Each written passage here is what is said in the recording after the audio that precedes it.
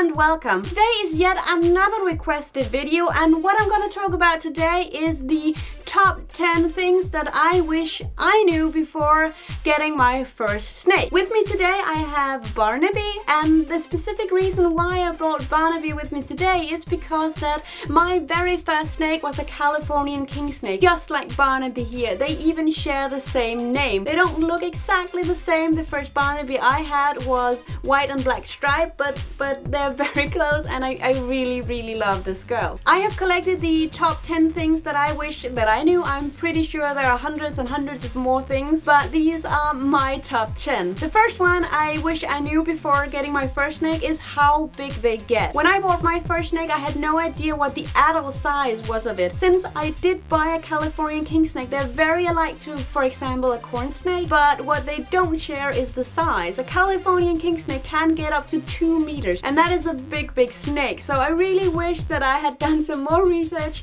into the size of the snake. Number 2, how active they are. Usually when you see snakes on Animal Planet or in animal documentaries, pretty much everywhere on television, they always seem very active, and they're slithering around and they're doing all this kind of cool stuff. So I was really expecting a snake that I could sit down, I could watch, and it will do all sorts of cool stuff. But the reality of it is that usually snakes really don't do that much. Often they'll just lay down and just chill big time. Especially if you get a ball python, you might expect to see your snake being active, seeing it doing all kind of cool stuff and using all the stuff that you bought for it in the terrarium. But the reality of it is that a ball python spends most of the day just chilling inside a hide because they are nocturnal. So that is another thing that I really wish I knew. My expectations were high for an active snake. The reality of it is that they will spend most of their time chilling around. The third thing I really wish that I had done some more research into was what kind of snake was a good beginner's snake. I was very lucky that I chose Barnaby. When I got my first snake, I was 18 years old. Back then I didn't do all the research that I really should have done. Actually, I did almost none, and that's really the wrong way. What I did was that I went online and I saw someone who had a snake for sale, and I looked at it and I thought, that's a pretty snake, and then I bought it. I didn't do any research into if the snake would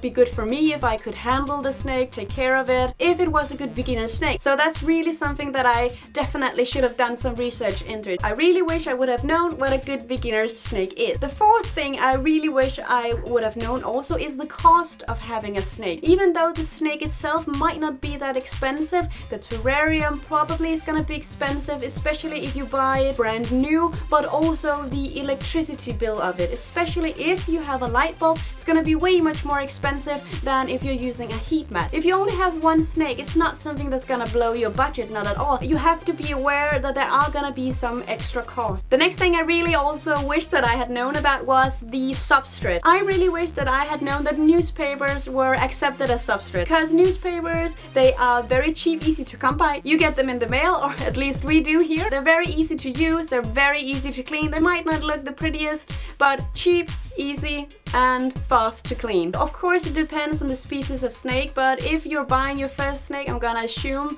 that you are choosing one of the beginner snakes, and all of these can pretty much go on newspapers. The thing about substrate is that you can also use other types of substrate, like something like reptibark, for example. But the thing about reptibark is that often it's very expensive, and when you have to clean, either you have to clean out the whole terrarium or you have to like scoop it out, and it can very quickly cost a lot of money. Of course, it looks more nicely than newspapers, and if you want to go for a beautiful looking terrarium, you should definitely do that. But I really wish I would have known that there was a second option to what can be a very expensive substrate. The sixth thing I wish I would have known, and this one is specifically for bigger snakes, is how big their poop is. With like Californian king snakes and corn snakes and milk snakes and all that kinds of smaller snakes, it's not that much of an issue, not at all. But when you get to the bigger snake, like the big boas, you really get surprised by the size of the poop that they can do. I mean, you get up there and you look at it and you're like, how do you manage? How is that even possible? So that's also a thing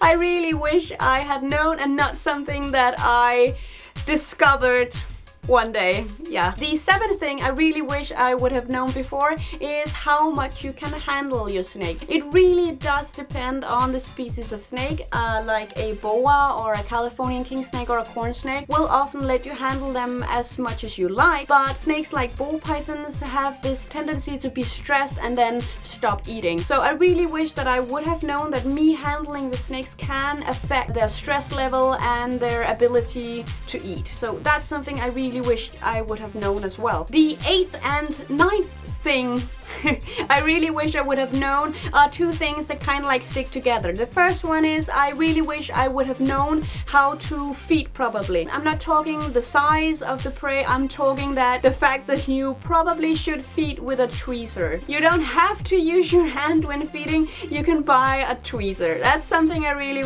wish I would have known. I've always used a tweezer, but I've heard people who bought their first snake didn't have a tweezer and just used their hand. It's not that dangerous, it's not, you can do it if you want to, but you are in the risk of the snake taking your hand instead of the mouth. Yeah, that's definitely something I also recommend everyone else to know. Get a tweezer. The ninth thing is connected specifically to ball pythons, is that ball pythons are often said to be a very, very good beginner snake, and they truly are, but there is one thing that I find a very, I don't want to use the word bad, but it can definitely be a downside to the ball python, and that is feeding strike. And that's a terrible, terrible thing because it can happen to everyone. It can happen to the experienced ball python owner, and it can happen to the first time ball python owner. Dealing with a feeding strike can be very, very difficult, and it can be very stressful both for your snake but also for you because you have an animal who won't eat. Definitely something I really wanted to know, that ball pythons are not that forgiving in your setup. A corn snake or a California king snake are much more forgiving to your setup, whereas the ball python really does require hides and the warmth and the water and everything to be as good as perfect. Otherwise they can get stressed and they will go into this feeding strike. So that's definitely something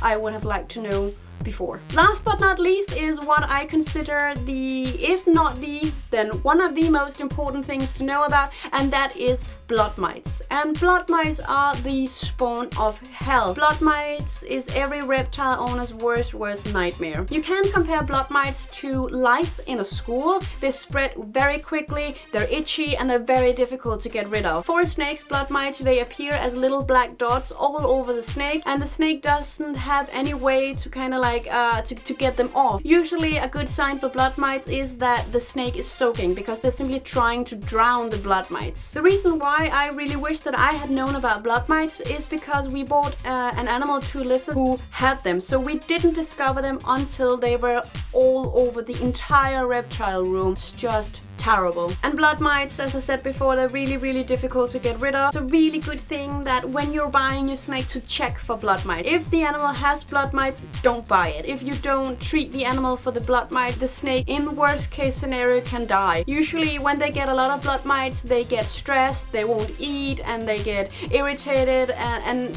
all that can lead to further illnesses, and it's bad. Blood mites, bad. Always check for them before buying an animal. Alright guys, that's all for today. Thank you so much for watching, and thank you so much for requesting this video. I absolutely love doing these requested videos for you. As usual, if you have any comments or questions, please don't hesitate to write them right down below in the comment section. Also, please give the video a like so I know that you like what I make. It really does mean a lot to me, and while you're at it, just hit subscribe right on that channel. A side note here, we just reached 700 subscribers. Guys, I am blown away. Before I know it, we will be on 1,000 subscribers. This channel is really booming, and it all thanks to you guys. So thank you so much from me and from sweet Barnaby here. As usual, you can find me on Instagram under the name jossersjungle. Thank you guys so much for now, and bye bye.